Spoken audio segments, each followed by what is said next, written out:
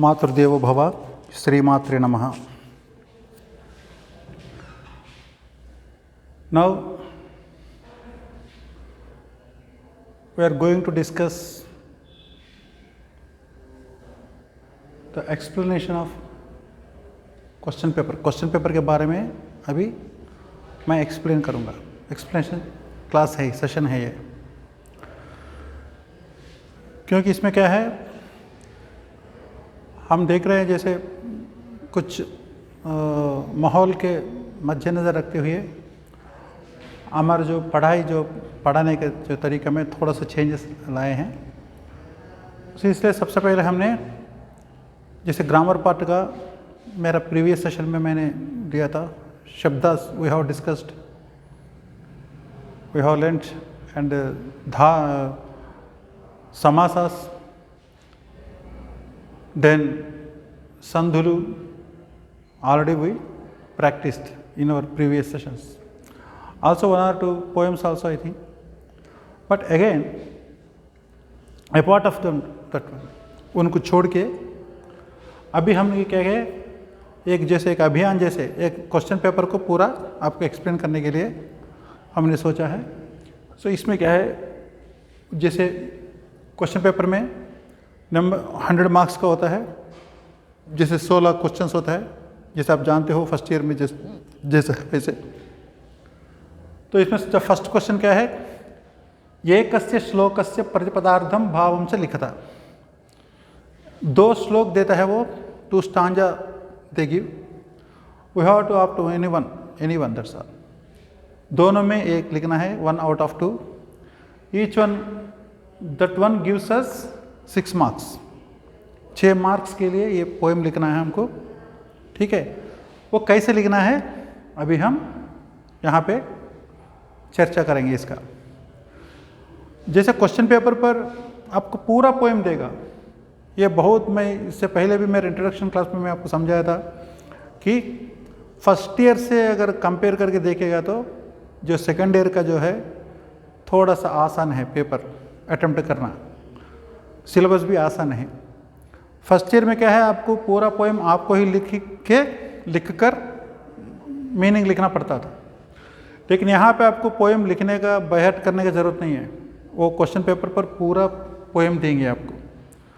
आपको उसी पोएम को as it is answer sheet पे लिखना है. सबसे पहले जो पोएम जो क्वेश्चन पेपर पे है उसको डायरेक्ट जैसे है वैसा आंसर शीट में लिखना है, क्वेश्चन नंबर 1 डाल के. उसके नीचे चाहे कुछ भी हो, जैसे हमने ये नहीं इसको चुन लिया हमने, तो इस पोएम का भी हम कैसे लिखना है इधर मैं बता रहा हूँ. ये पोएम आंसर शीट पे लिखना ज़रूरी है. और आपने लिख दिया, समझ लीजिए ये लिख दिया हमने, और उसका तुरंत हमने उसका कवि परिचय देना है. ये कौन सी लेसन का है और राइटर किसका है, कौन है और कहाँ से लिया गया है ये.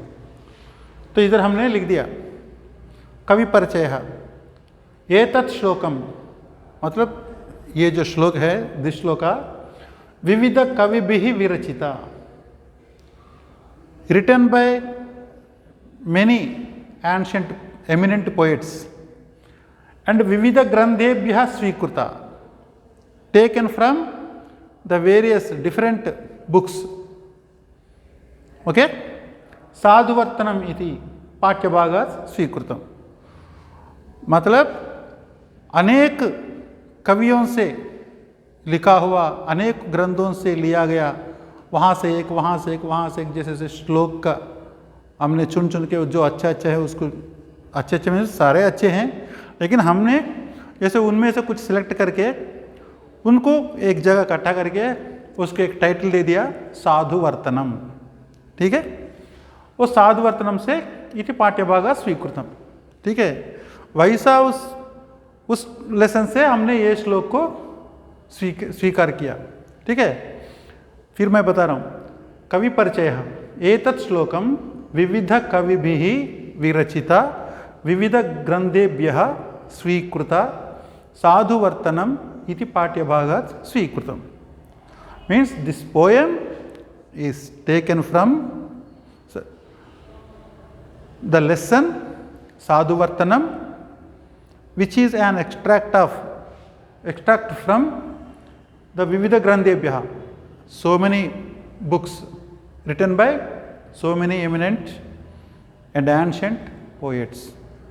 राइट ये पै श्लोकमु आपको संस्कृत में लिखने के बाद या इंग्लिश में लिखो या तेलुगु में लिखो, दोनों में मत लिखना, या आइदर इंग्लिश और तेलुगु। आंसर शीट पे या संस्कृत के साथ या तेलुगु होना चाहिए या नहीं तो इंग्लिश होना चाहिए, दोनों तीनों का नहीं चलेगा। सो आपने ये लिखने के बाद अगर इंग्लिश में लिखना चाहते हो पूरा पोएम और 2 लॉन्ग आंसर, मैं पहले बोल दिया टोटल 15 मार्क का आपको या इंग्लिश में लिख सकते हो या तेलुगु में लिख सकते हो, दैट्स ऑल। तो आपने अगर इंग्लिश चुन लिया तो इंग्लिश का है इधर है, और तेलुगु में है तो तेलुगु में भी आप लिखना है कवि परिचय।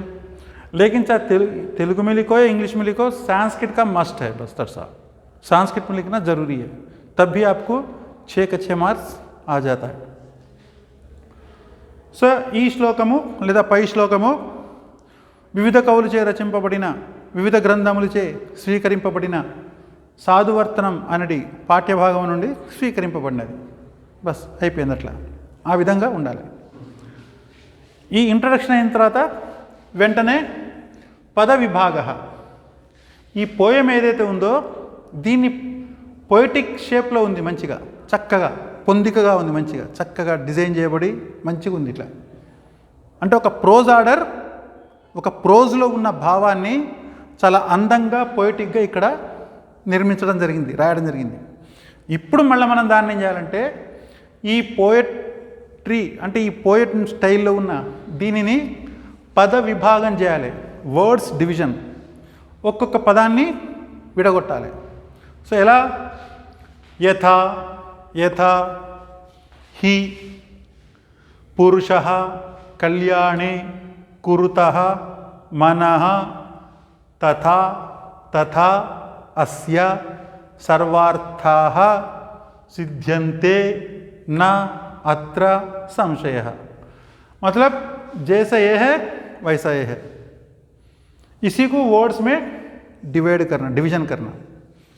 फिर ये जो पोएटिक आर्डर में वर्ड्स का डिवीजन किया, इसको फिर प्रोज आर्डर में लाना है हमको।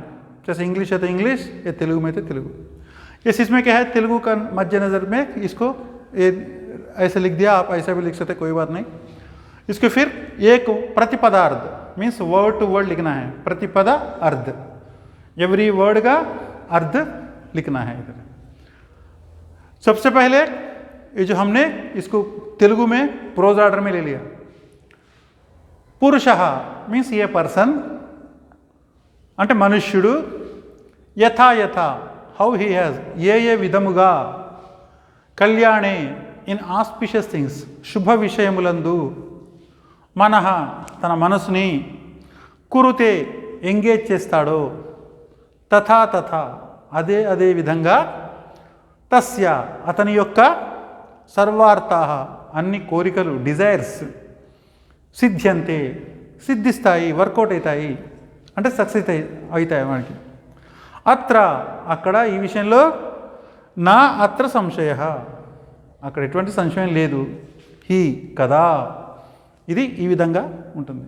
దీనికే ఇంగ్లీష్లో ఈ విధంగా వస్తుంది, ఠీకే। ఇలా ఉస్కు పోయిటిక్ ఆర్డర్లో డివైడ్ చేసి మళ్ళీ ప్రోజ్ ఆర్డర్లో రాసుకోవటం, వాటికి మీనింగ్స్ రాసి మళ్ళీ దీనికి మళ్ళీ మొత్తం ఒక ప్యాసేజ్గా దీనికి మళ్ళీ ఈ విధంగా ఇంగ్లీష్లో అండ్ తెలుగులో దీనికి విడివిడిగా రాయాలి, రైట్। సో ఇక్కడ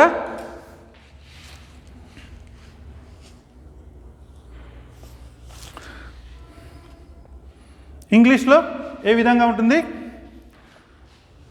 ఇంగ్లీష్ వాళ్ళకి, in this world how a person engage his mind on doing auspicious things, in the same way all his desires will be fulfilled him, there is no doubt regarding this. అట్లా రాస్తే చాలు। ఇంగ్లీష్లో compulsory passage రాయాలి, ఇక్కడ paragraph రాయాలి ఈ విధంగా, right. మీ దగ్గర మెటీరియల్స్ ఉన్నాయి చూసుకోండి అమ్మా, లేకపోతే ఇమీడియట్గా మన కాలేజీకి వచ్చి ఈ మెటీరియల్స్ని తీసుకెళ్ళండి. ఎందుకంటే ఇది లేకపోతే మన చదువు ముందుకు పడదు. రైట్. అట్లాగే తెలుగువారు ఏ విధంగా రాయాలి? లోకమున మనుష్యుడు ఏ విధముగా తన మనస్సును శుభ విషయముల యందు ఆలోచింపజేస్తాడో లేదా లగ్నం చేస్తాడో అదే విధముగా అతని యొక్క అన్ని కోరికలు కార్యములు సిద్ధిస్తాయి. ఈ విషయం గురించి సందేహం అవసరం లేదు కదా.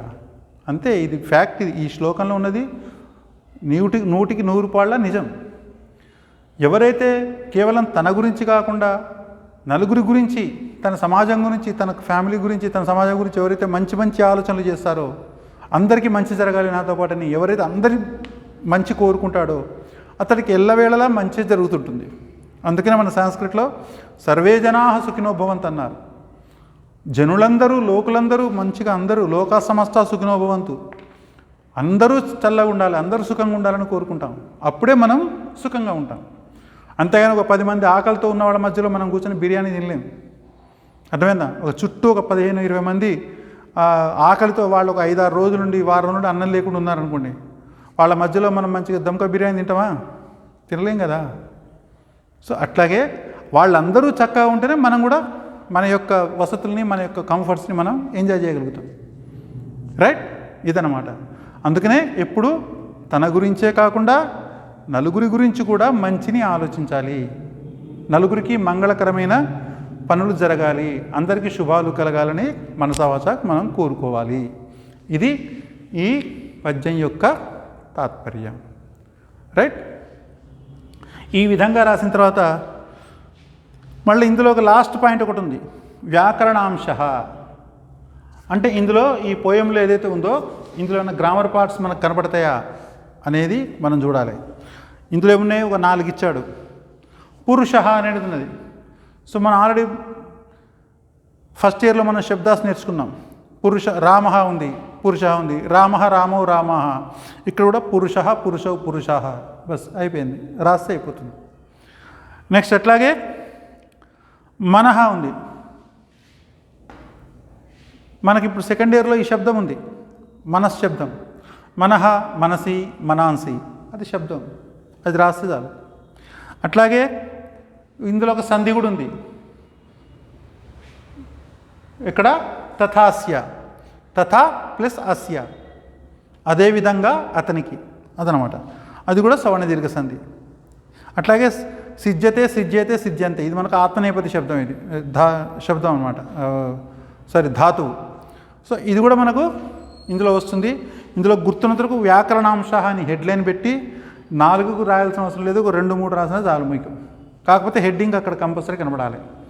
అప్పుడే మీకు మంచిగా అన్ని కాలమ్స్ పూర్తయితాయి. చక్కగా 6కి 6 మార్కులు మీకు పడతాయి అన్నమాట. రైట్? అదేవిధంగా సేమ్ ఇంకో శ్లోకం కూడా ఉంది, దాన్ని కూడా మనం డిస్కస్ చేసుకోవచ్చు. ఎలా అంటే తుల్యే రూపే పికః కాకః ధ్వనినా జ్ఞాయతే మధౌ వివృతే హి ముఖే వేద్యః దుర్జనాత్ పృథక్. పృథక్ మీన్స్ సపరేట్గా, విడిగా. రైట్? అవి ఓబి ఇక్కడ మనం చూద్దాం ఎలా ఉందో. ఇక్కడ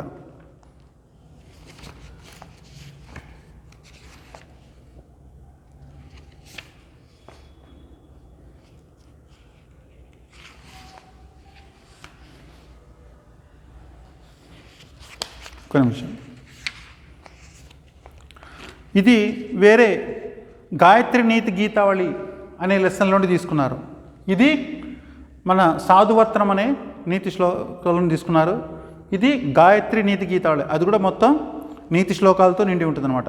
సో ఇక్కడ కూడా మనం ఆ కవి పరిచయం రాయాలి. ఏ విధంగా? ఏత శ్లోకః గాయత్రి నీతి గీతావళి ఇది పాఠ్యభాగే అస్తి, అంటే అందులో ఉన్నది.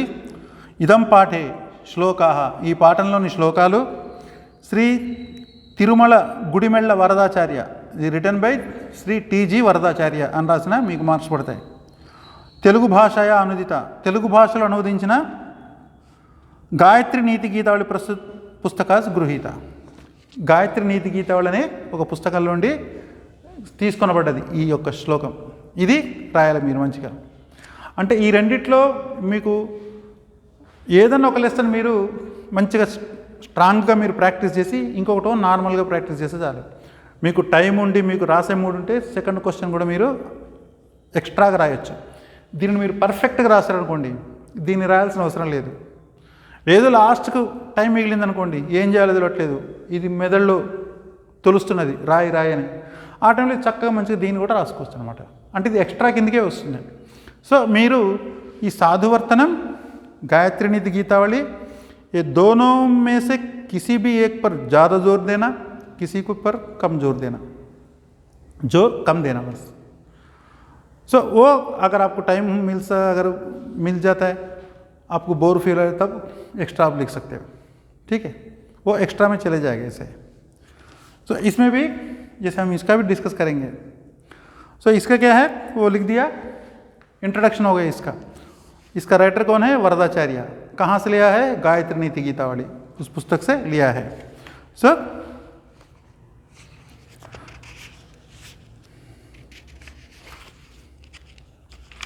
इनका भी हम कैसे लिखना है, पूरा वर्ड्स को बिल्कुल यहाँ जैसे डिवाइड किया ऐसे भी इसको डिवाइड करना है. जैसे तुल्यः, तुल्य मीन्स तुल्यः, रूपः रूपे, पिकः काकः, ध्वनिना ज्ञायते मधौ, विवृते हि मुखे, वेद्यः, दुर्जनात् पृथक. ठीक, ऐसा उसको वर्ड्स में लिखना है. उसके बाद फिर उसको ऐसे इधर जैसे लिखा है वैसा वर्ड्स फिर प्रतिपदार्थ लिखना है. उसमें क्या है, रूपे मतलब रूपमंद, ऐसा वर्ड टू वर्ड लिखते जाना है. इसका मतलब क्या है, रूपे देखने में, दिखने में क्या है, पिकः काकः. पिकः मीन्स नाइटिंगेल. ठीक है, कोयला बोलते हैं हम, कोयल कोयल. और काकः क्या बोलते हैं, काकी कौवा. ये दोनों एक ही जैसे लगते हैं हमको. जैसे एक बार सडनली देख लिया तो दोनों एक ही जैसे होता है, कोयल और कौवा दोनों एक जैसे होता है. लेकिन ध्वनिना ज्ञायते मधौ, वो कब पता चलता है कि ये उसमें दोनों में ये कोयल है ये कौवा है करके, कब हमको पता चलता है, मधौ जो मधुमास होता है, मीन्स वसंत मासम. ठीक है, जैसे हमारा क्या है, जैसे मार्च अप्रैल जैसे होता है ना, जब आम का जो बनता है तब के मधुमास में, उसमें वो जो दोनों पता चलता है कि ये कौवा है ये कोयल है करके. उसी जैसे जब दो बंदे उधर बैठे हैं, दो आदमी बैठे हैं, उसमें कौन अच्छा है कौन खराब है कब पता चलता है, जब वो अपना मुंह खोलता है. ठीक है, उसका जो लैंग्वेज है, उनका भाषा से कौन अच्छा है कौन बुरा है, हम पृथक दोनों को डिवाइड करके हम उसको एनालाइज कर सकते हैं. ये है इसका पोएम का मीनिंग है. ठीक है, the birds cuckoo and crow are similar in appearance.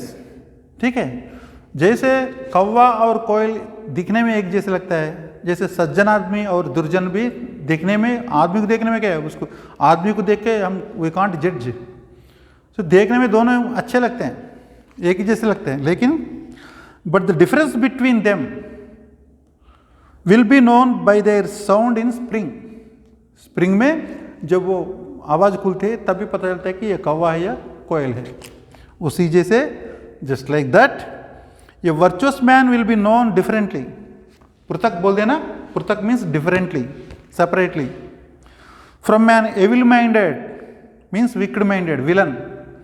When they both are open their mouth in the society, जब वो समाज में जाकर जो अपना मुंह खोलता है, अपना एड्रेस बताते हैं, तभी पता चलता है ये सज्जन है या दुर्जन है, ये हीरो है या विलन है. ऐसा है. ठीक है, ऐसा आराम से लिखना है.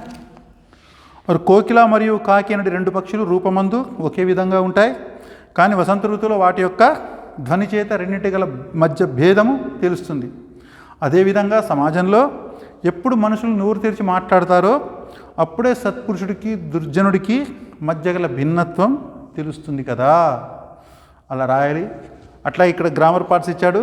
पिकः पिकौ पिकाः ध्वनिना ध्वनिभ्यां ध्वनिभिः जायते ज्ञायते జ్ఞాయంతే ముఖే ముఖయోః ముఖేషు. ఇట్లా మనకు ఆల్రెడీ తెలుసుకున్నవి ఇవి. ఫస్ట్ ఇయర్లో మీకు శబ్దాల పట్ల కొద్దిగా అవేర్నెస్ ఉంది, ధాతువుల పట్ల అవేర్నెస్ ఉంది, సందుల పట్ల కూడా అవేర్నెస్ ఉంది.